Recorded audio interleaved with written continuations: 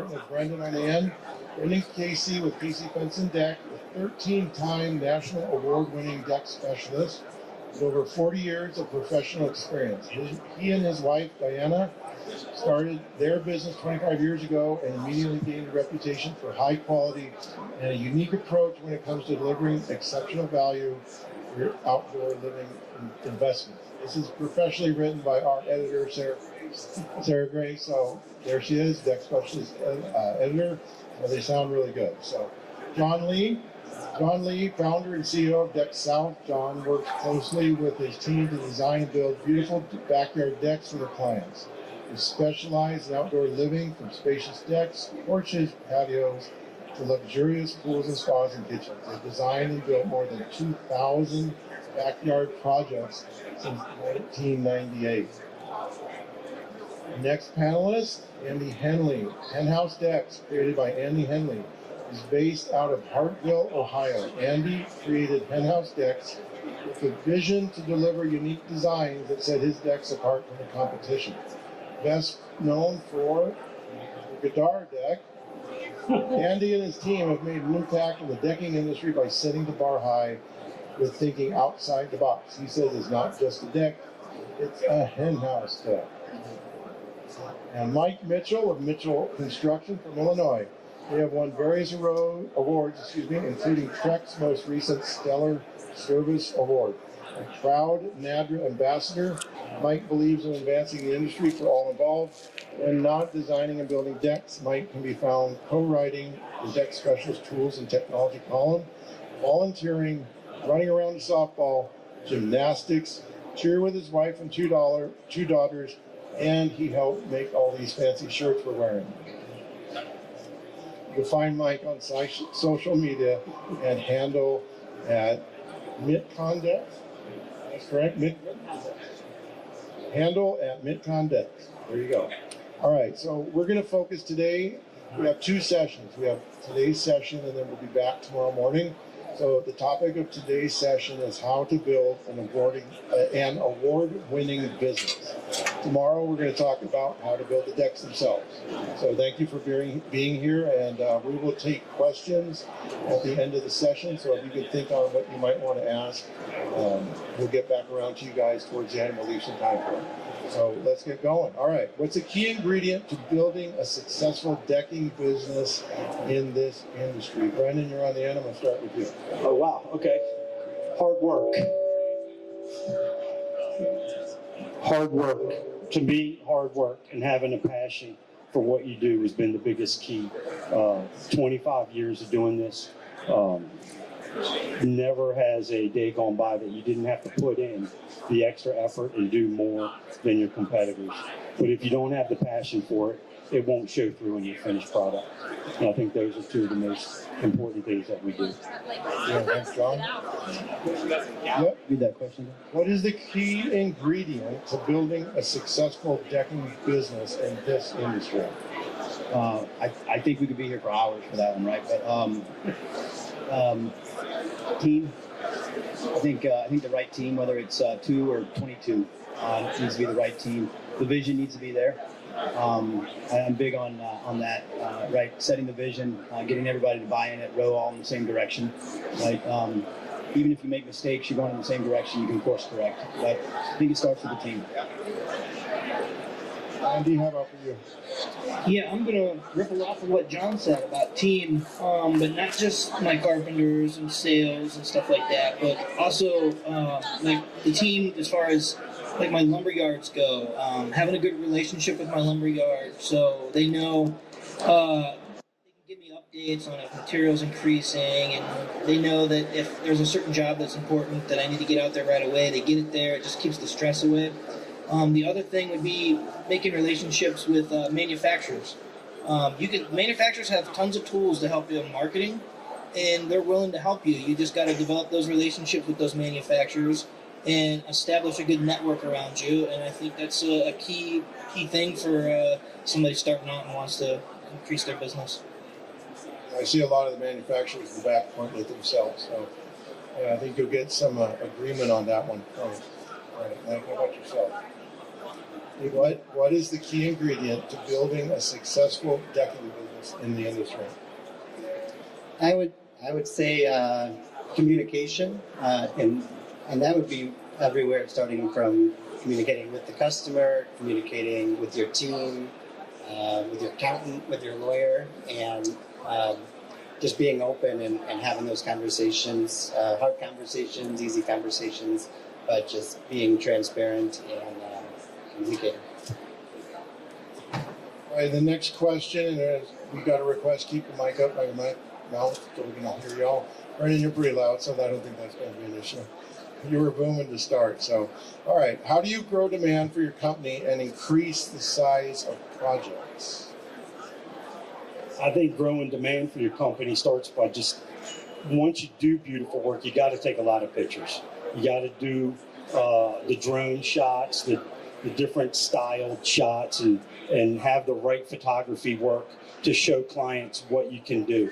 The more you show them, the more confidence they have. And when you develop your own unique style that sets you apart from all your competitors, when you can show more and more that you're more custom than the next guy, more people want your style, and then your jobs really do start to grow from there. I'll repeat the question. How do you grow demand for your company and increase project size? So for us, it's been focused around the design. As we find the right clients and grow the business, it truly has been based on what we're able to show the clients that we can build them. So we're really heavy on the design side. Now, along with that, I think you hope that in your marketplace the demand continues, right? Whether you win the business or you lose the business, you've been able to create and show a client what kind of magic can be done in their backyard. Whether they choose you or not, they're going to talk about you at their tennis, at their bunco group, at church, at the water cooler. You know, maybe it's not time to build that project, but for us, at least, when we start with the design and we go all in on that, creating something that's realistic, that we can really check all the boxes of what they're trying to accomplish, that's what we found that to be successful. As your design, are you using outside influences? Are you looking at other things that have been produced, or are you trying to be original? If my eyes are open, I'm looking at other influences. You're paying attention to everything that's happening. You're checking other stuff out. Sure. And how much does the setting and what you're dealing with dictate the design? You're designing around what the available space, right? Yeah, I mean, I nerd out a little bit on it. I mean, you look at beauty, you look at form and function. You know, you try to look at the trilateral and try to bring it all together. But certainly, site-specific stuff is important. Budget and all that kind of stuff. But the site drives a lot of it, certainly. I mean, you can't be cookie cutter and just stick everything on the same house. Right. Andy, yourself, how do you grow demand for your company and increase the project size? Yeah, for me it was building a brand that set myself different from my competitors. That's why my slogan, I always say, it's not just a deck, it's a Hen-House deck, and I live by that because, people think that the deck is just an access point from their back of their house to the ground, and I feel like they forget that there's artistry in this industry. And I like to set myself up and know that when customers are hiring me, they're not just getting a deck, they're getting this piece of art. They're getting my passion, everything that I've dumped into my career. And every job I look at, I treat everyone, even if they're small to big, just kind of like that. And I think that sells itself, So that would be my advice: is build a brand and stay true to your brand. So. Right? One more time. So. How do you grow demand for your company and increase the project size? I don't know if you guys have addressed that. I mean, is that an objective to increase the size of the project, or? So yeah, absolutely. I think the biggest thing would be not being afraid to say no. That would mean you're going to get a lot of calls, you're going to get a lot of inquiries for projects, and if you can't say no, you're going to end up with all of those projects that you didn't necessarily want or wouldn't be fitting for your company. And then on top of that, the design thing is huge too. So separating yourself by creating that space that can be used, whether you're going to build the whole thing out or not, but setting that design up so that the vision can be there, and it allows you to expand and build more in that space. Do you ever have like multiple designs, or this design I'm offering you, but we can do this, this, and this in addition? Yeah, I mean, I don't think there's ever been a one and done design. It's always there's always revision 1, 2, 3, and adding those other features in the design has definitely been helpful in increasing the project size and what's all involved with it. Brendan, I'm curious, you did not address the increase the project size. I mean, is that something that when you're dealing with the clients, are you looking at that? We do increase project size a lot by just, for me, it's been working up in size over the years. We started off like a lot of guys building a 20 by 12 townhouse deck or a small job. But by being able to show the different unique features that we create into our jobs, that's what's actually caused us to be able to increase the size. And then showing off things like our picture frame borders or custom railings and cocktail rails and bar rails and extra lighting. When people see that you're willing to go and the extra mile and create those extra things for them, then they want to start talking about the larger decks, and you become a contractor that they seek out for the larger jobs. So it's not just something that you snap your finger and become a bigger deck builder. Now, to increase a project, is it additional materials, features they might not have thought about? So you're talking about increasing the size of a job that you already have? Yeah. We usually don't do that very often, to be perfectly honest with you. Once we have a contract, we are building what we have. Good deal. So I can answer on that. Sometimes I have a salesman who's actually my brother, and he'll go out and he'll sell basically a standard deck, maybe one that's standard to me is it doesn't have a guitar in it, I guess, right? But what I'll do there though is that after the dust settles of selling the job, right? People are cautious about spending that upfront money, and sometimes they leave all the goodies out because they're so sticker shocked on how much the deck costs right now. So I'll have my brother, or I have another sales guy I'm looking to pick up. I'm going to have them, they're going to sell those decks. They're going to get in there, and then I would like to call them, and I'm going to put an inlay in the deck. I'm going to show them what else we can do to the project to increase what the job's going to look like. I can take a square, but you can put borders and you can put inlays in that square and all sorts of stuff to make it unique. So it's not necessarily making the size bigger, but it's making the creativity for me bigger. So. And also to add to that, like adding features, pergolas, your full thatch roofs that I see out there, outdoor kitchens, things like that can be added on very easily to a design that's already in place. Yeah, thank you. Okay. All right, our next question. If you could give one tip to another builder to help them succeed, what would it be? Join NADRA. And then read Deck Specialist magazine. There you go. Thank you. And on top of that, though, I would say being honest. Always be honest. Never oversell yourself. I find that a lot of guys in my area will say they can do more than they can really deliver. And I think we spend so many years creating a reputation for ourselves. And in this age of social media, you upset one client the wrong way, and they can ruin 25 years of 5-star reputation with one swipe of the keyboard. So be honest about what you really can deliver. Thank you, John. For a deck builder starting out, I think what I would probably say, or if I could go back and say it to myself, would be slow the roll. Grow slowly. Put a vision in place. I'm big on that. Put that goal in place, share that vision, share that goal, and work towards that, and grow small. And great point. I mean, be authentic, right? Be honest. And at the end of the day, we're solving problems for clients. Maybe having a $50,000 or $500,000 backyard doesn't seem to be a problem, but it's a problem to them. And so we're solving a problem. So you can look at it any way you want. Maybe some would say, hey, a beautiful backyard is not a necessity. Tires, diapers, and shingles are a necessity. And sure it is, but at the end of the day, go in, be authentic, be original, find out what your niche is. Don't be everything to everyone. Keep your eyes open and look around and learn from everybody. You know, I mean, I look around this room, I can learn from everybody in here. And I've been swinging, I've been swinging hammers for 25 years. There's not a day that I can't learn, right? So just be a student of the game, right? Be humble, and grow slow. Thank you. Thank you. Repeat the question. We're on our third question. I hope you folks can all hear me. There you go. Much better. I can hear myself well. All right. If you could give one tip to another builder to help them succeed, what would it be? So I'm going to go off of kind of what John was saying. Have a vision.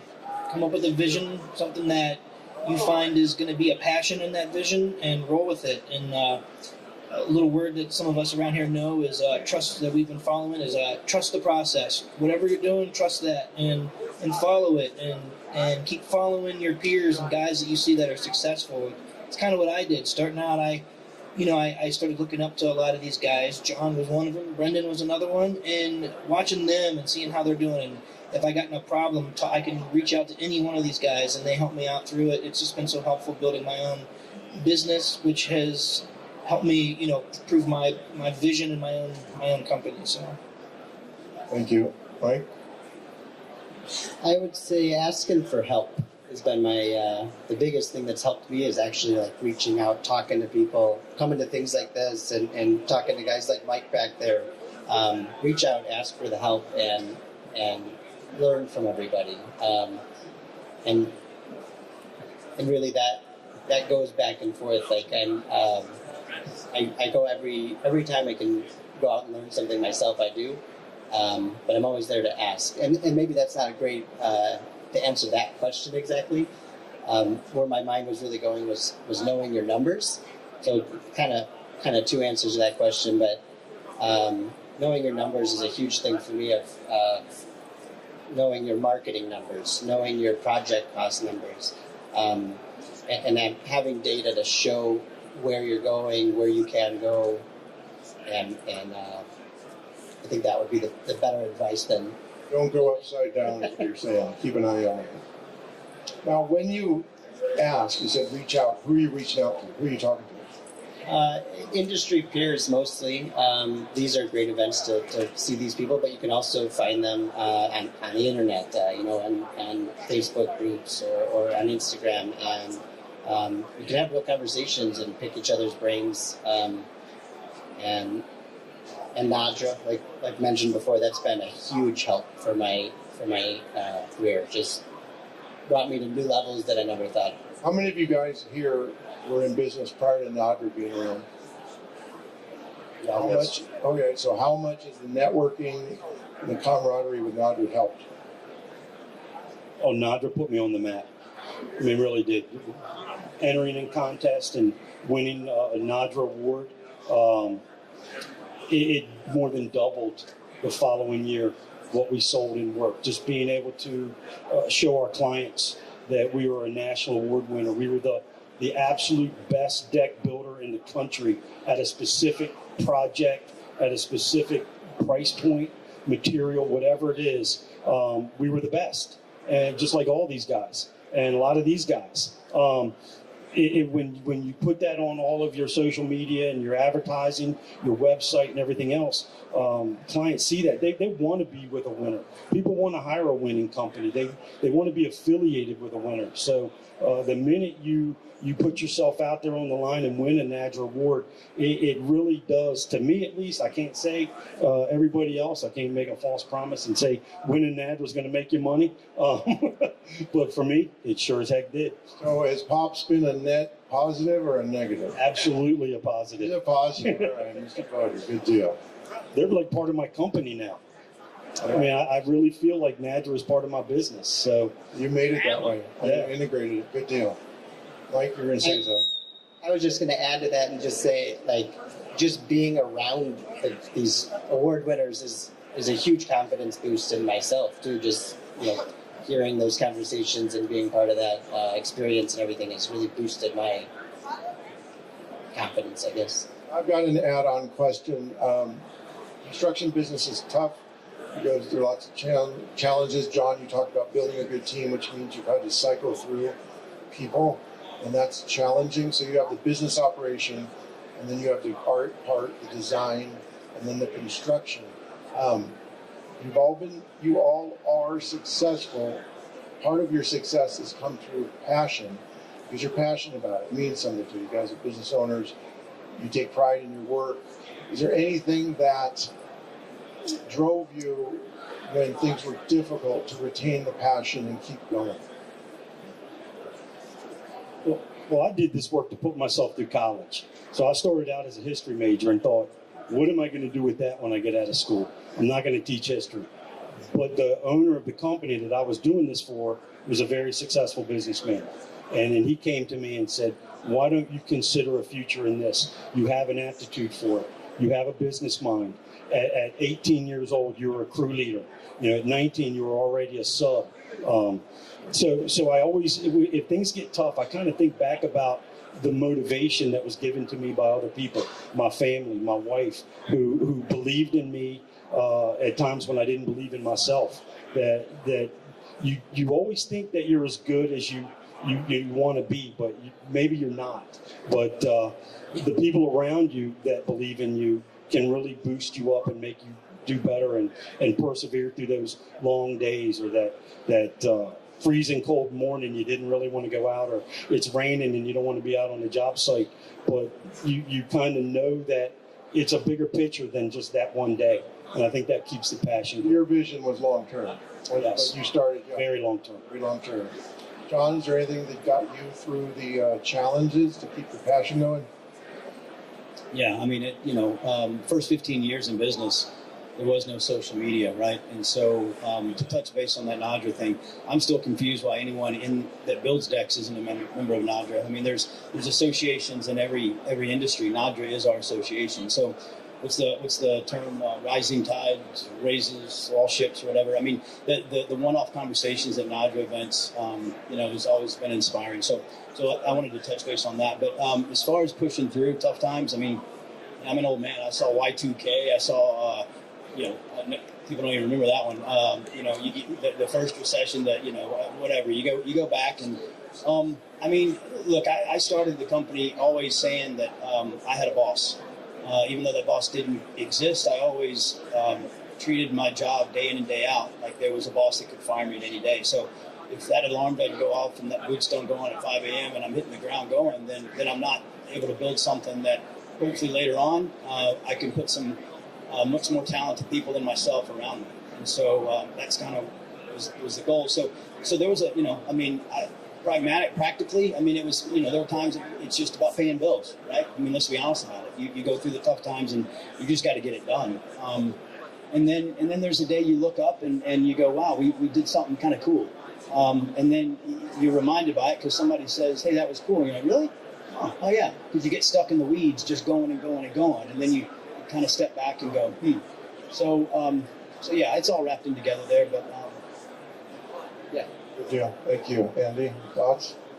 Yeah, I've been thinking about that, listening to their two answers, and what I guess I can say about that is I'm a guy that likes to compare, and it's actually weighed against me. Like, I'll compare how's my jobs looking compared to other people's, or just, not just in more so in life and everything, but as far as the business aspects goes, is my social media account getting big? Is this blah blah blah? I'll compare.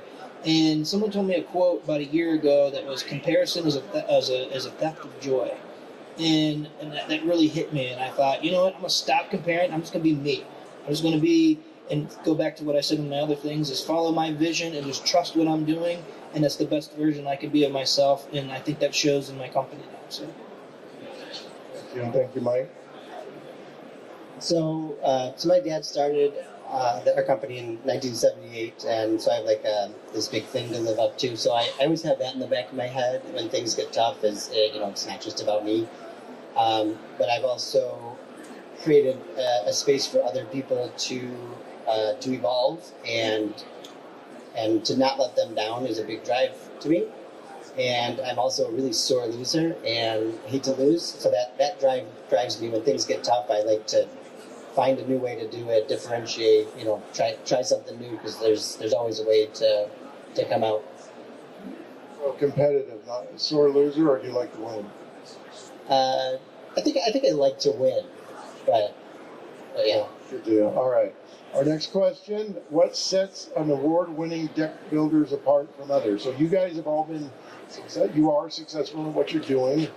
You're recognized. You guys have been award winners. So if there's people out here listening and they want to take what they're doing to a higher level, is there anything that you guys found that from when you started and you were a deck builder and then you said you wanted to be an artist, you wanted to design outdoor spaces, you wanted to take a regular deck and elevate it? Is there anything that, a piece of advice that moved you from one level to the next that could assist someone else? Yeah, I think that, first of all, it really starts with the mindset you have on day one when you start your company.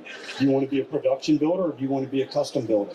And if you want to be a custom builder, then like Andy alluded to earlier, and John, you create a brand.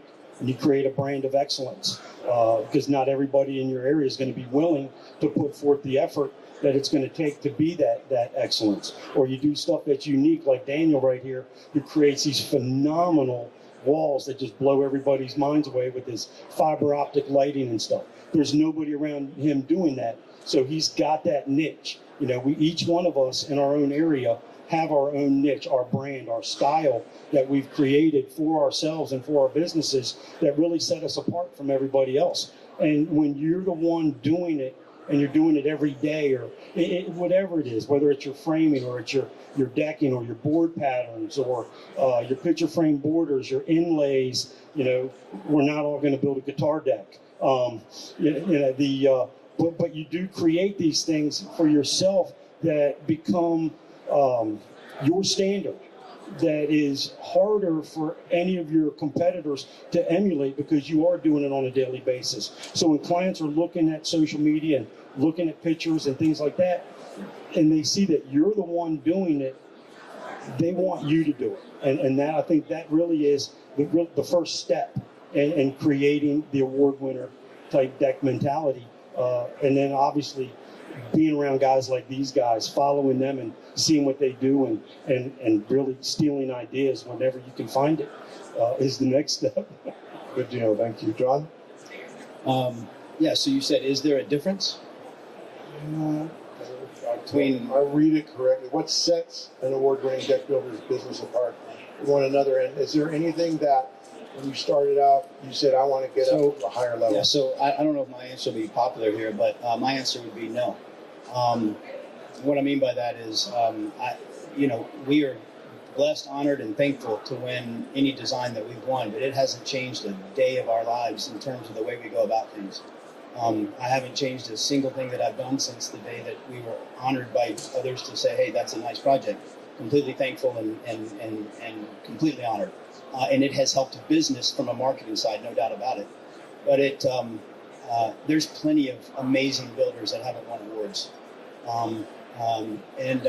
So my thing would be, you chase quality, you chase craftsmanship, you chase that vision that you put out there. The awards will probably come. If they don't, so be it. You win your battles, right? And so at the end of the day, you create beautiful spaces for your client. And if other people want to recognize that and give you an attaboy, awesome. You're building to a quality level to your satisfaction. And sure, Your absolutely. integrity, your standards go into every single project. Yes, sir. Andy, what are your thoughts? Geez, I got to follow up after that one. I would say confidence. For me, it was I got the confidence to go out there and design something that I might not have ever designed. I'm sure a lot of guys are like that. No one's done that fiber optic thing. You just had a vision and you did it, and you had the confidence to do it, and you killed it. So for me, that's what it's like. Is just having that confidence to go out and create a space that is unique, and winning those awards kind of boosted my morale, I guess. So. Thank you, Mike. That's got a lot of good answers over here.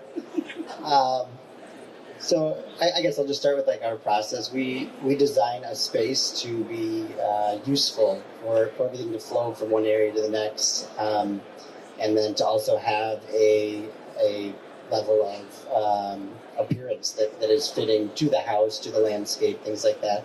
I think when you put all of those together, you're creating a great space for somebody to enjoy. Good deal. All right, so we're about half hour in. I want to leave a lot of time for questions you got from the audience. And our final question that I guess I'll have two more questions to ask these guys. There's something interesting in this industry that's unique, and that is a lot of people within our industry help each other out. And in a lot of businesses, they're private with what they do, and maybe because of fear of competition or losing business, they don't necessarily want to help each other out. There's a lot of camaraderie here. Ops has helped it along. NADRA has helped it along. So the question to the panel, I think we know a lot of the answers. How can builders partner with one another to continue and help grow each other's business? Because in growing each other's business, collectively what we've done is we've lifted this whole outdoor living environment, backyard space. There's no one wants to build a man cave anymore. Everybody wants a killer backyard. They want that outdoor living space. So, you guys have been incredible because each one of you fosters and helps others. So is there anything in particular that you'd recommend? I mean, is it an ego thing? Is it confidence that no one's going to take your business from you because you're so damn good at what you do? I mean, if there's anything you can mention there. Well, I think, first of all of us, everyone here, has a certain amount of ego and confidence that we have something that nobody else in our area has. But on the other side of that, for an example, a couple weeks ago, I reached out to David Settlemeyer right over there. I had a question on a deck project of bending something a certain way, and I wasn't really sure about it. But I was able to I was actually driving to the client's house when I messaged David and asked him for some pointers and whether he thought what I was trying to do was a good idea or not. Before I got to the guy's house, David had already responded and given me the full method, the temperatures, the timing, everything. And I think that's a lot of what goes on here, NADRA, these guys here. I can call any one of these guys with a question. I've had on more than one occasion used a new product that I had never used before. And I pick up the phone, I call Andy or I called Mike, and I said, hey, how do we do this? Give me some tricks to make my day go easier that I can pass on to my guys. And they were immediately willing to do that. And I think part of it is you gotta ally yourself with people in this industry that are already successful. Success breeds success. So if you ask an idiot a question, you're going to get a bad answer, right? You ask guys that know what they're talking about a question, you're going to get good advice. So why not go to some of the best, most creative guys on the planet that are doing this and are successful at it? And it's guys sitting up here. It's the guys sitting out here that are here to learn. We're all learning from one another to become better at what we do. I mean, Thank you very much, John. Yeah, so I think it's a duty, right? At least for me, I had starting out, I had some guys that helped me, right? Tom Jakes, Dave Tibbetts, Bobby Parks. They were instrumental in giving advice, when I asked. And so for me, I think it's just about giving back, right? I think it's a different mindset, right? I love the mindset that we have here. It's an abundance mindset, not a scarcity. Like, there's no reason to not share. There's no reason to not give back, right? And so I think that's a duty of us all, right? Because there's strength in numbers. And so when you look at statistically the numbers of custom deck builders and custom contractors in the backyard in a national footprint, the numbers aren't quite as big as they need to be, quite honestly. They need to be much bigger. And so as we band together and like with Dave, and talking about just asking stuff, and giving pointers. I mean, I know I don't have all the answers. I can probably tell somebody what not to do because I've screwed up that many times. I might not be able to tell them what to do, but I can certainly tell them what not to do in 25 years. But yeah. So I think it's just I think it's an honor, quite honestly, right, to be able to share some of the stuff that you can, because that's all we got is our experience. Good deal. Thank you very much. Andy?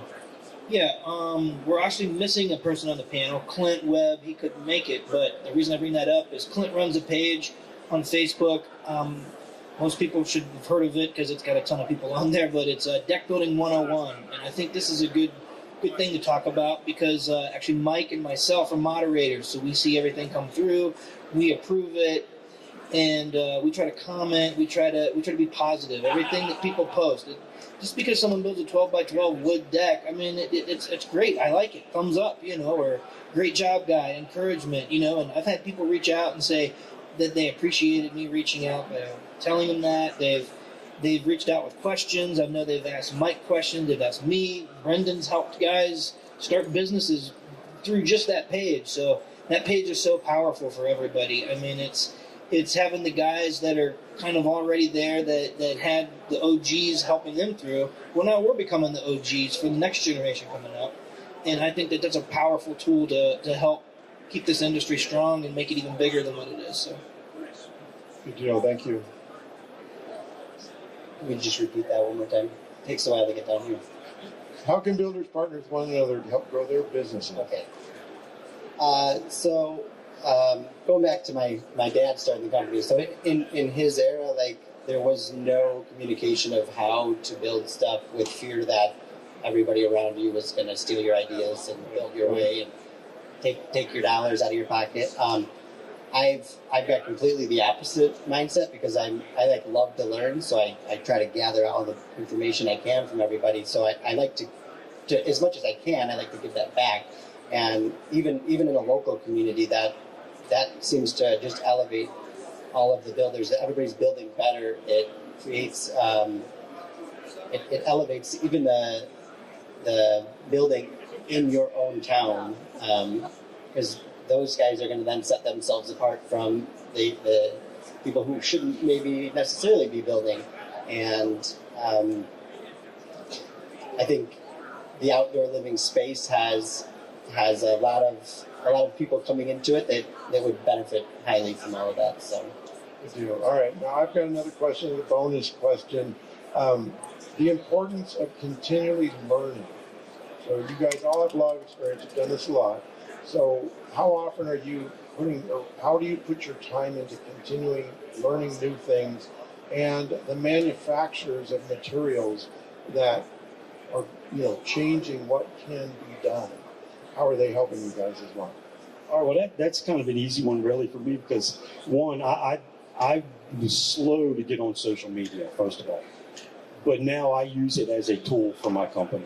I scour social media looking for ideas. So from that perspective, like that Facebook page they're talking about, I follow every guy in here. I follow their work, and I'm learning, and I'm looking to borrow ideas from what they do. I'm always looking for something new, because I think the minute you get stagnant and you stop seeking out that knowledge, the world's going to pass you by. The industry's going to leave you in the dust, and you can either be the shepherd or you can be one of the sheep. So I think you got to be at the front of it, or you really are missing out. So I think there's something that I've picked from every guy that I've followed on social media. I've taken something from them and incorporated it into my work. Thank you. Thank you, John. Yeah, so I think I think if you're, as human beings, if we're not learning, we're dying. Right? So I think we all, you got to be a lifelong learner. To Brandon's point there, borrowing ideas from others, right? There's a great book, and it's not a long one. It's called Steal Like an Artist.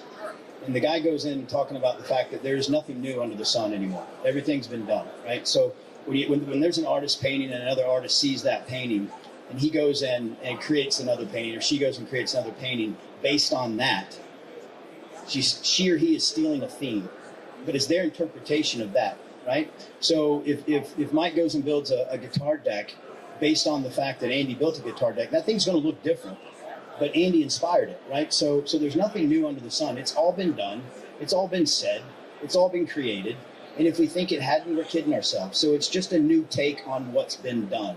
And you know what? It's not a copycat. It's your interpretation, right? It's your inspiration based on someone else's design. That's evolutionary. Andy, what do you think? Yeah, I'm constantly researching different things to be creative. Even walking through Vegas in these hotels, I see these drop ceilings, I see all the molding, I see all sorts of different shapes and styles, and I think, man, I could use those shapes or that style into a deck, and I think it just gets the wheel going. It's just constant all day. I mean, it drives me nuts, but in a good way, I guess. So I'm never not. Never not learning. Yeah, learning. So. Good deal. And speaking of never not learning, you guys are all here, so you understand the learning we can do here, but the products that they're coming out with, the different ways they can be used. Looking at a steel pergola right over here, you could take that, you can cover it with a poly sheet. There's all these new and innovative ways to use product and things like that. So that's another way to learn and expand that way. It sounds like you guys also are saying that you're largely visually, you see things and that gets the wheels going. More than being taught, via paper, you're looking at designs and letting those things then inspire you, and it creates more, creativity or energy. I think the minute we see something, we immediately start trying to figure out how to improve on it or make it better or make it work for us. Okay, and your clients, obviously. Well, and on your question about with materials, earlier this year we were asked by a client to build a deck with a product, and we do a picture frame border on every deck that we build, and the product just did not accommodate that. It didn't have a matching accent board that would work for it. So we actually used the board from another brand. And I think that's part of the creativity, is not allowing yourself to get painted into a corner and being loyal to a fault and not being willing to experiment and use other products. So we'll mix match brands on a lot of jobs. And I think that's a part of the creativity that sets us apart and some of the other guys that I know that'll do that. All right, excellent. We've got about 15 minutes. I hope these folks inspired you, and I'll stand up and we have time for question and answer. You can ask anybody individually or ask the panel. So.